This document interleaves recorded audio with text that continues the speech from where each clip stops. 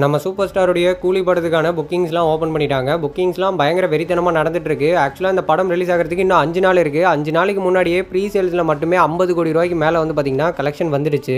So படம் release ஆகிறதுக்கு 5 நாளைக்கு முன்னாடி ப்ரீ சேல்ஸ்லேயே 50 கோடி கலெக்ஷன் அப்படின்னு வர்றப்போ கண்டிப்பாக இந்த படத்துடைய டே 1 கலெக்ஷன் 100 கோடிக்கு மேலே இருக்க போகிறது கன்ஃபார்ம் தான். பட் என்ன தான் டே 1ல் 100 கோடிக்கு மேலே ஓப்பனிங் வரப்போகிறது கன்ஃபார்மாக இருந்தாலுமே ஸோ இப்போ எல்லாருடைய எக்ஸ்பெக்டேஷன் என்னவா இருக்குன்னா லியோ படத்துடைய அந்த டே 1 ஓப்பனிங் கலெக்ஷனை கூலியால் பிரேக் பண்ண முடியுமா அப்படிங்கிறது ஒரு மிகப்பெரிய கேள்வியா மாறி இருக்கு.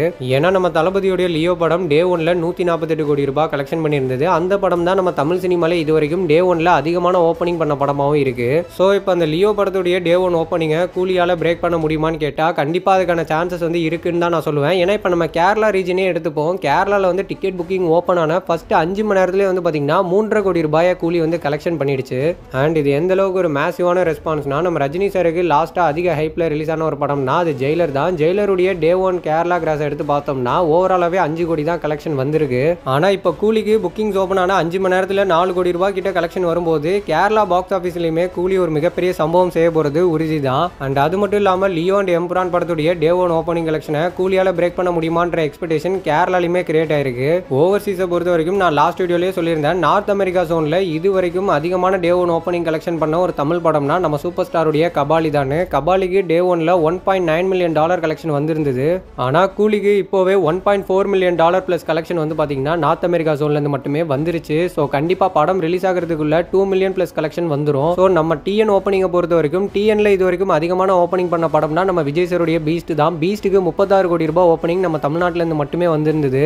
அண்ட் இப்போ வரைக்குமே அந்த பீஸ்டுடைய ரெக்கார்டை வேற எந்த ஒரு படமுமே வந்து பாத்தீங்கன்னா பிரேக் பண்ணல. அதுக்கு ஒரு முக்கியமான காரணம் வாரிசு அண்ட் துணிவு படத்துக்கு அப்புறமா வேற எந்த ஒரு படத்துக்குமே வந்து பாத்தீங்கன்னா ஏர்லி மார்னிங் ஷோஸ் வந்து கொடுக்கல. ஸோ ஏர்லி மார்னிங் ஷோஸ் இல்லாததுனால மட்டும்தான் பீஸ்டுடைய அந்த ரெக்கார்டை வந்து வேற எந்த ஒரு படத்தாலுமே வந்து பிரேக் பண்ண முடியல. மேபி ஏர்லி மார்னிங் ஷோஸ் வந்து அதுக்கப்புறம் அந்த படங்களுக்கு கொடுத்துருந்தாங்கன்னா நம்ம தளபதியுடைய லியோ படமே அந்த படத்துடைய ரெக்கார்டை வந்து ரொம்ப ஈஸியாக பிரேக் பண்ணியிருக்கோம். அண்ட் இப்போ கூலியை பொறுத்த வரைக்கும் கேரளா, தமிழ்நாடு, ஓவர்சீஸ்னு சொல்லிட்டு இந்த 3 இடங்கள்லையுமே புக்கிங்ஸ் வந்து ஓப்பன் பண்ணிட்டாங்க. ஸோ இப்போ அந்த புக்கிங் ஸ்டேட்டஸை நம்ம செக் பண்ணி பார்த்தோம்னா மெஜாரிட்டியா FTFS அதுக்கப்புறம் உள்ள 2 ஷோஸ், அதாவது மேட்னி ஷோஸ் வரைக்கும் தான் வந்து பார்த்தீங்கன்னா சோல்ட் அவுட் ஆகிருக்கு. ஸோ ஒரு சில இடங்களில் மட்டும்தான் ஈவினிங் ஷோஸ் வந்து பார்த்தீங்கன்னா சோல்ட் அவுட் ஆகிட்டு இருக்கு. மற்ற எல்லா ஷோஸுமே வந்து ஃபாஸ்ட் ஃபில்லிங்கில் தான் போயிட்டு இருக்கு. அண்ட் இப்போ வரைக்கும் புக்கிங்ஸ் ஓப்பன் ஆன எல்லா இடங்கள்லையும் 3 ஷோஸ் மெஜாரிட்டியாக சோல்ட் அவுட் ஆகிறப்பே 50 கோடிக்கு மேலே ப்ரீ சேல் வரும்போது இன்னும் ஆந்திரா அண்ட் கர்நாடகா, நார்த் இந்தியாலலாம் புக்கிங்ஸ் ஓப்பன் பண்ணதுக்கப்புறமா அங்கேயுமே புக்கிங்ஸ் வந்து பெரும்பாலும் இப்படி தான் நடக்க போகுது. ஸோ மேக்ஸிமம் ஆடியன்ஸுடைய மைண்ட் செட் வந்து ரிவ்யூ பார்த்துட்டு போய்க்கலான்ற மாதிரி தான் இருக்கு. கூலிக்கு மட்டும் கைதி அண்ட் விக்ரம்க்கு கிடைச்ச மாதிரியான பாசிட்டிவ் ரெஸ்பான்ஸ் அந்த FDFS ஷோவில் வந்துருச்சுன்னா அந்த டே 1ல பாசிட்டிவ் ஃபில்லிங்கில் போயிட்டு இருக்கு இல்லையா, அந்த ஷோஸ் எல்லாமே ஒரு ஷோ விடாமல் எல்லா ஷோவும் சோல்ட் அவுட் ஆகும். ஸோ டே 1ல கூலி ஒரு மிகப்பெரிய ரெக்கார்டு ஓப்பனிங்காக செட் பண்ணோம். அப்படி ஒருவேளை கூலிக்கு மிக்சடு ரிவ்யூஸ் வந்தால் கூட டே 1ல கண்டிப்பாக 100 கோடிக்கு மேலே கலெக்ஷன் வந்துடும். அண்ட் நான் பர்சனலாக சொல்ல விரும்புறது ஒன்னே ஒன்று மட்டும்தான், கூலி படத்தால் லியோ படத்துடைய டே 1 கிராஸை வந்து ஈஸியாகவே பிரேக் பண்ண முடியும். பட் ஆனால் வார் 2 அப்படின்ற ஒரு மிகப்பெரிய பாலிவுட் பேன் இண்டியா படம் கூலியோட கிளாஸில் வருது. ஸோ அப்படி இருக்கிறப்போ கூலிக்கு இந்த அளவுக்கு பயங்கரமான புக்கிங்ஸ் நடக்கிறது ரொம்ப பெரிய விஷயம் தான். நான் ஏன் இதை பெரிய விஷயம்னு சொல்ல வரேன்னா, நம்ம எல்லாருக்கும் நல்லாவே தெரியும் நம்ம சவுத் இந்தியாவுடைய பாக்ஸ் ஆஃபீஸ் கிங்னா அது ரஜினி சார் தான்.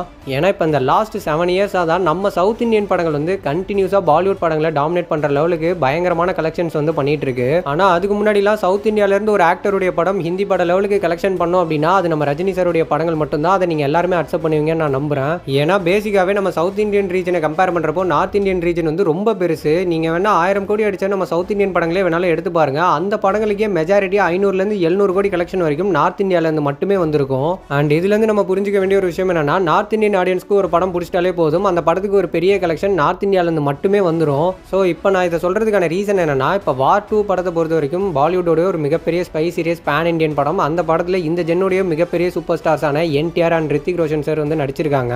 அண்ட் அது மட்டும் இல்லாமல் நானே கூலிக்காக லாஸ்ட் மந்த் வரைக்கும் போட்ட எல்லா வீடியோலையுமே சொல்லியிருந்தேன், கூலியை கம்பேர் பண்ணுறப்போ வார் 2க்கு டே 1 ஓப்பனிங் அதிகமாக வரும் அப்படின்ற மாதிரி சொல்லியிருந்தேன். பட் இப்போ புக்கிங் ஸ்டேட்டஸை பார்க்கும்போது கூலி வார் 2 புக்கிங்கில் பயங்கரமாக டாமினேட் பண்ணிட்டு இருக்கு. அண்ட் அதனால பேசிக்காகவே ஒரு ஹிந்தி படம் பாக்ஸ் ஆஃபீஸில் அதிகமான கலெக்ஷன் பண்ணுறது ரொம்ப நார்மலான ஒரு விஷயம் தான். ஆனால் ஒரு பெரிய ஹிந்தி படத்தோட ஒரு பெரிய சவுத் இந்தியன் படம் கிளாஸில் வந்து ஸோ ஒரு ஹிந்தி படத்தை கலெக்ஷனில் டாமினேட் பண்ணுறதுங்கிறது ரொம்ப பெரிய விஷயம்.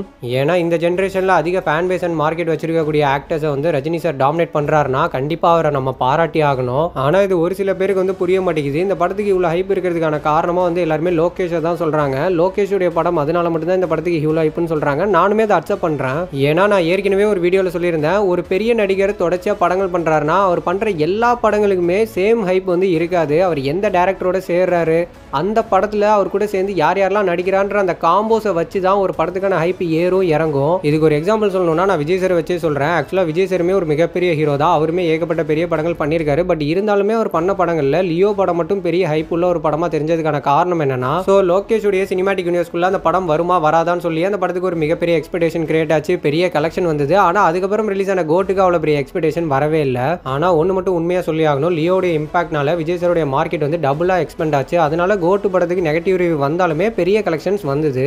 ஸோ இதுலேயே உங்களுக்கு புரிஞ்சிருக்கும், அவர் எவ்வளோ பெரிய ஹீரோவாக இருந்தாலும் அவர் யாரோட சேர்ந்து படம் பண்ணுறாரு அப்படிங்கிறத பொறுத்து தான் அந்த படத்துக்கான எக்ஸ்பெக்டேஷனே இருக்குது. ஸோ அப்படி இருக்கிறப்போ சூப்பர் ஸ்டாரோட லோகேஷ் கனகராஜ் மாதிரியான ஒரு பெரிய டேரக்டர் சேரும்போது அந்த படத்துக்கு பெரிய ஹைப் இருக்க தான் செய்யும். ஸோ நிறைய பேர் இந்த மாதிரி தற்கூரித்தனமாக நினச்சிட்டு இருக்கீங்க. அவங்களுக்குலாம் நான் சொல்ல விரும்புறது ஒன்றே ஒன்று தான், நம்ம ரஜினி சார் ஒன்றும் 2 படம் ஹிட் கொடுத்து நார்த் இந்தியன் மார்க்கெட்டை பிடிச்ச லாட்ரி ஸ்டார் கிடையாது. ஸோ 50 வருஷமாக இண்டஸ்ட்ரியை ரூல் பண்ணிட்டு இருக்க சூப்பர் ஸ்டார். இந்த 50 வருஷத்தில் அந்த மனுஷன் பண்ணாத ரெக்கார்ட்ஸே கிடையாது. இந்தியன் சினிமாலேயே அதிகமான இண்டஸ்ட்ரி கொடுத்த ஒரே ஹீரோ நம்ம ரஜினி சார் தான். ஸோ அவர் கொடுக்காத பெரிய கலெக்ஷன்ஸ் கிடையாது, அவர் கொடுக்காத மோஸ்ட் ஹைப்டு மூவிஸே கிடையாது. அந்த அளவுக்கு என்னென்ன ரெக்கார்ட்ஸ்லாம் பண்ணணுமோ எல்லா ரெக்கார்ட்ஸுமே பண்ணியிருக்காரு.